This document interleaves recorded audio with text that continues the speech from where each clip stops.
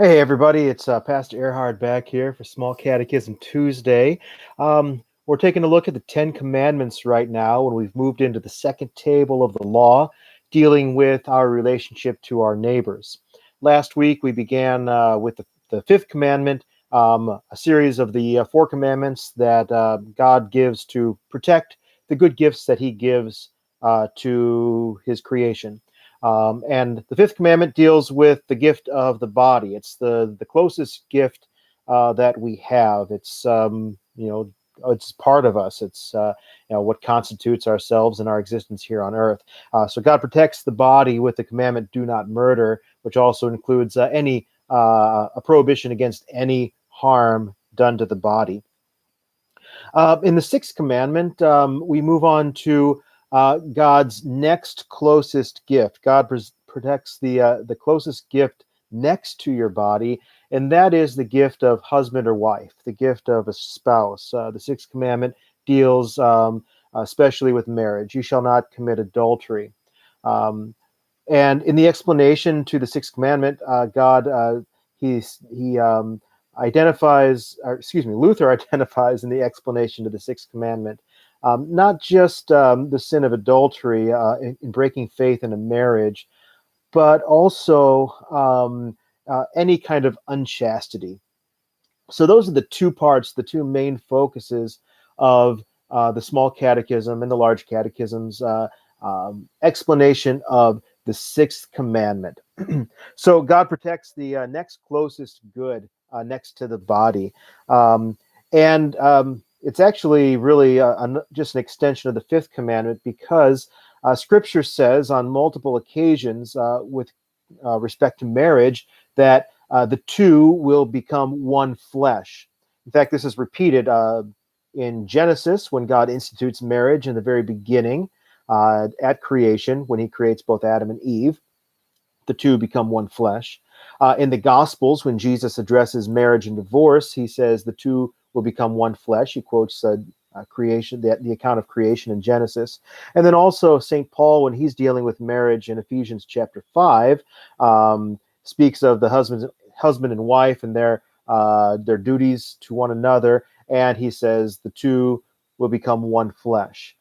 So to love and honor your spouse, husband or wife, is to really love your own self, to care for your own body, because the two become one flesh in marriage. And so this means that marriage is not about equality. It's not about two individual free spirits or free wills, free souls that decide to come together in a partnership where both have an equal contribution. That's not how any Christian relationship works, really, because Christian relationships are not about trying to keep everything equal. The Christian relationship, Christian love, in general, is about sacrificing yourself, sacrificial love, and that is shown very clearly and very explicitly in marriage, the way that a husband and wife love each other in their unique ways. So marriage is about self-sacrificial love. In each in its own way, as St. Paul outlines in Ephesians chapter 5. He says that the husband and wife have different duties. The wife's duty is to submit. Now, modern ears or postmodern ears kind of start to tingle when you hear something about submitting, not just for wives submitting to their husbands, but anyone submitting to anyone else. Seems to be counter to our societal norms. But in the Bible, to submit, it doesn't mean some kind of slavish subjugation. The word there means to recognize an order, or perhaps even better, to recognize the vocations that God has established in a husband and wife, and the wife to see in her husband a gift that God has given, in whom and through whom God works for the good of the wife. And so for the wife to submit to the husband is to recognize that God has established marriage in the particular order that He has. And St. Paul also uses an analogy. In fact, it's even stronger than an analogy. He says that this is how the church responds and submits to Christ, not as slaves in subjugation, but in loving and a self-sacrificial way, to recognize that God is working in and through Christ for our good. So the wife submits to the husband like the church submits to Christ. And also to look to the husband for protection and support, just as the church looks to Christ for protection and support.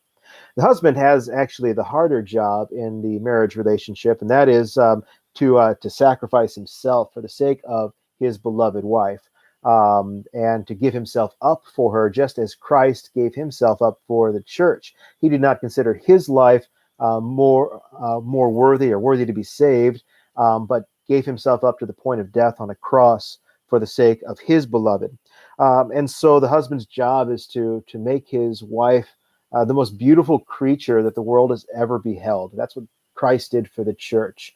He washed her and made her clean and presented her as the most beautiful thing the world has ever seen. So husbands have a pretty tough calling to give themselves up for their wives. And so really it's the husband's job to make it a joy for the wife to submit to her husband.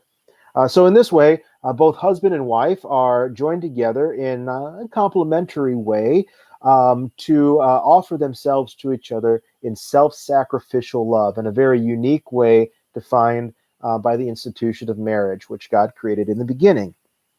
Now, as the Sixth Commandment pushes on to a more broad understanding, a broader interpretation, we can apply the Sixth Commandment to all chastity is the word that is used, chastity in general.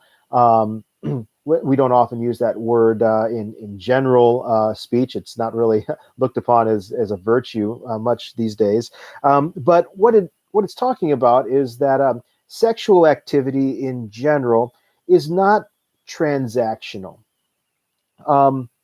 In a transactional view, in order to get something from someone else, you have to take something. So there's this transaction. In order for me to get what I want, I have to take it, and so on and so forth. And that becomes a zero-sum game. So for me to get something, someone else has to lose something. And even consensual sex operates this way. Even if two people are consenting, it's still kind of that transactional view of sexual activity.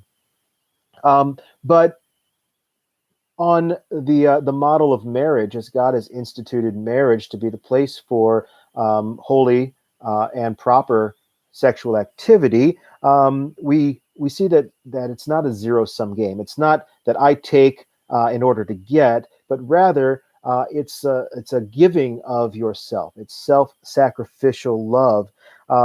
And in this way, to give of yourself in a self-sacrificial way, it makes the sum greater than the sum of its parts. So this is what's kind of contained in that phrase, the two will become one flesh. As a husband and wife come together, sexual activity also is for the procreation of children. And so the love that a husband and wife have for each other, the self-sacrificial love, then produces children as God wills it, which even increases the love that a husband and wife have for each other by being able to extend that love now to their children within their families.